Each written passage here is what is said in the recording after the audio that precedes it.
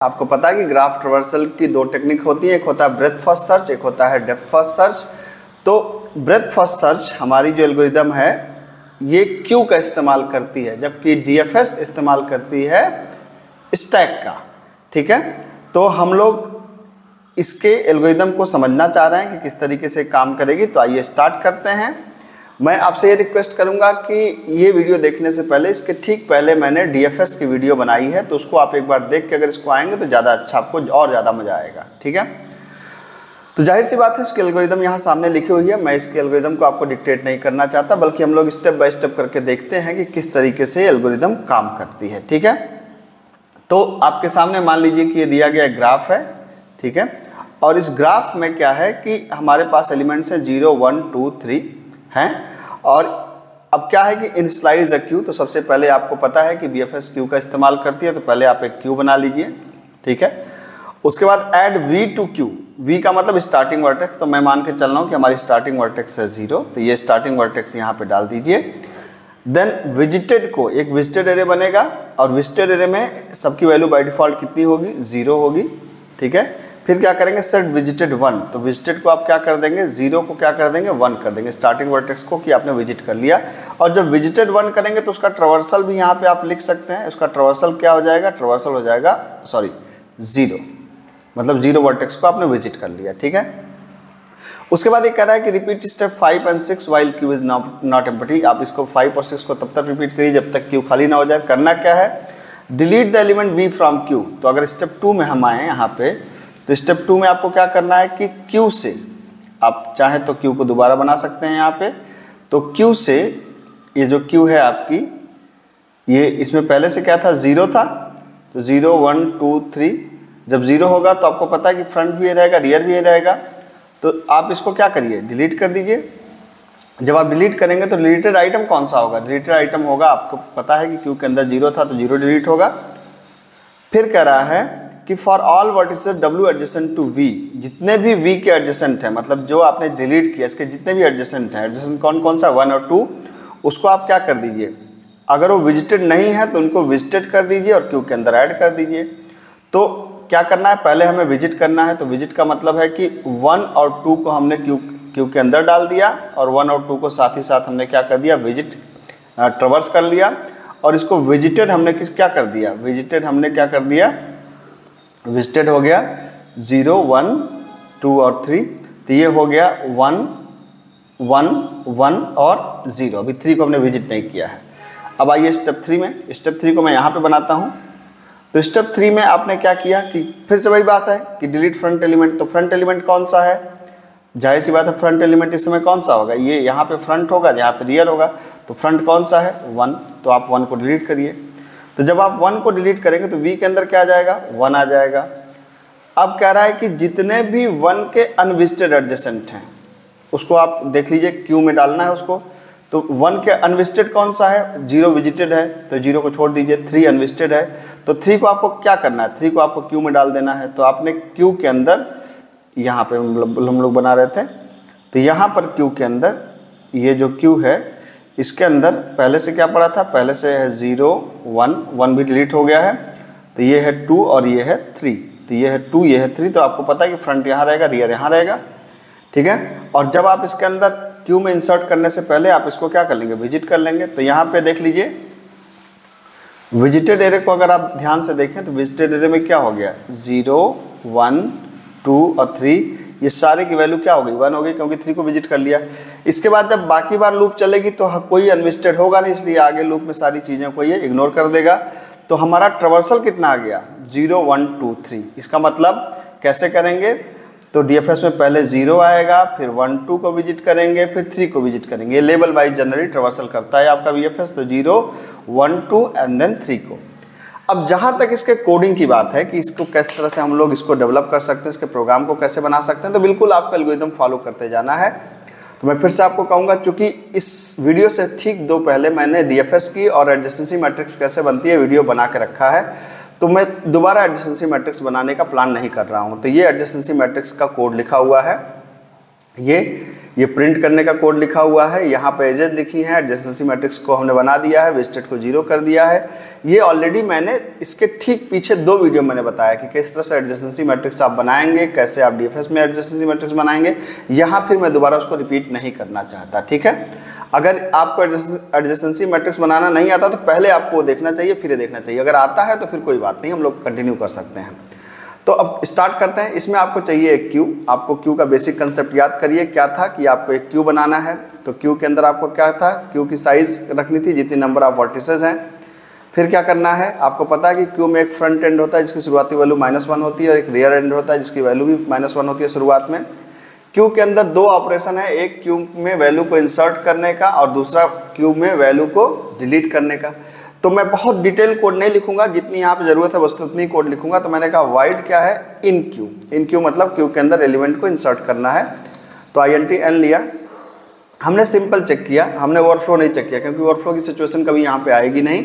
तो हमने यहाँ पे चेक किया कि यदि front is equal to -1, front is equal to -1 का मतलब कि अगर हम एलिमेंट इंसर्ट करने जा रहे हैं और फ्रंट अगर कहाँ पे है, -1 पे है, तो फ्रंट को क्या कर दो, 0 कर दो। ऐसा क्यों कर रहे हैं, आपको ऐसे के लिए पता होना चाहिए कि जब भी आप क्यू के अंदर, जब भी किसी वैल्यू को आप इंसर्ट करते हैं, तो जब क्यू के अंदर हम पहले एलिमेंट को इंसर्ट करते हैं, मान लीजिए क्यू है और इस क्यू के अंदर आपने पहले एलिमेंट को इंसर्ट किया, तो शुरुआत में फ्रंट और रियर दोनों क्या रहते हैं, दोनों रहते हैं -1। तो जब आप इंसर्ट करने जाते हैं तो रियर इक्वल टू रियर +1 हो जाता है, लेकिन फ्रंट -1 पे रहता है, इसलिए फ्रंट को भी यहाँ पे लाएगा, 0 पे लाया जाता है, रियर तो यहाँ आ ही जाएगा।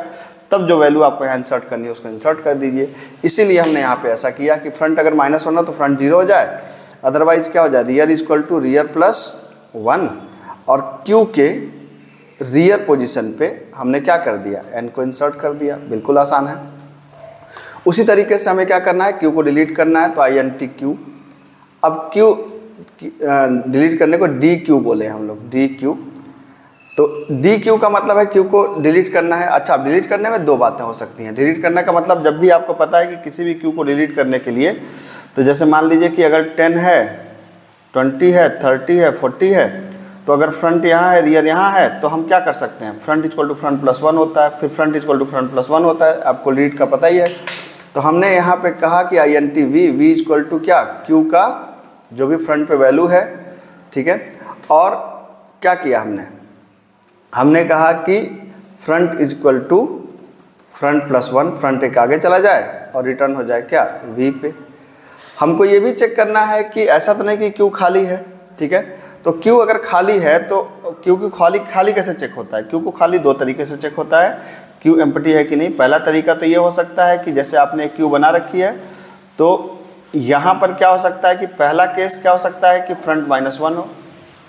अगर फ्रंट -1 है तो इसका मतलब क्यू खाली है। एक केस और होता है, जैसे 10, 20, 30, मान लीजिए ये है आपका, ये है 0, 1, 2, 3, 4। तो जाहिर सी बात है फ्रंट यहाँ रहेगा, रियर यहाँ रहेगा, सॉरी फ्रंट यहाँ रहेगा, रियर यहाँ रहेगा। तो जब आप इसको पहले डिलीट करेंगे तो फ्रंट कहाँ पे उठ के चला आएगा, यहाँ पे चला आएगा। फिर अगर आप इसको डिलीट करेंगे तो फ्रंट कहाँ पे उठ के चला आएगा, इसको यहाँ चला आएगा। फिर अगर आप इसको डिलीट करेंगे, इस वाले एलिमेंट को, तो फ्रंट उठ के कहाँ पे चला आएगा, यहाँ चला आएगा। इसका मतलब कि फ्रंट अगर रियर से आगे चला गया हो तो भी क्यू के अंदर कोई एलिमेंट नहीं है। तो यही करना है आपको कि एक, अब चेक कर लीजिए यहाँ पर कि हमने चेक किया कि INT is empty, is empty कि मतलब अगर क्यू खाली है तो हम क्या दें, 1 दे, और नहीं खाली है तो 0। तो हमने कहा कि अगर फ्रंट क्या है, -1 है, या front is greater than rear, front rear से आगे बढ़ गया हो, तो इसका मतलब है कि क्यू खाली है। क्यू खाली है तो मतलब हमने कहा कि खाली है तो 1 दो, और नहीं खाली है तो क्या दो, 0 दो, ठीक है। तो अब इतनी बेसिक रिक्वायरमेंट थी, तो हमने क्यू को खाली चेक कर लिया, क्यू में डिलीट कर दिया, और क्यू से एलिमेंट में क्यू के अंदर एलिमेंट को इंसर्ट कर दिया। इतना काम हमने कर लिया। अब हमें काम करना है मेन BFS का। अभी BFS का काम बाकी है। तो अब यहाँ पे देखिए, यहाँ पे हमने कहा printf/n BFS ट्रावर्सल इज, यहाँ पे हमने मैसेज दे दिया और BFS फंक्शन को कॉल कर लिया। इसके अंदर क्या पास करेंगे, एडजेसेंसी मैट्रिक्स पास करेंगे, विजिटेड एरे को पास करेंगे और स्टार्टिंग वर्टेक्स 0 को पास करेंगे, ठीक है। अब ये फंक्शन मुझे बनाना है, तो ये फंक्शन आइए बनाते हैं हम लोग। तो इस फंक्शन को बनाने के लिए मैंने फिर से यहाँ पर डिफाइन किया वाइड BFS।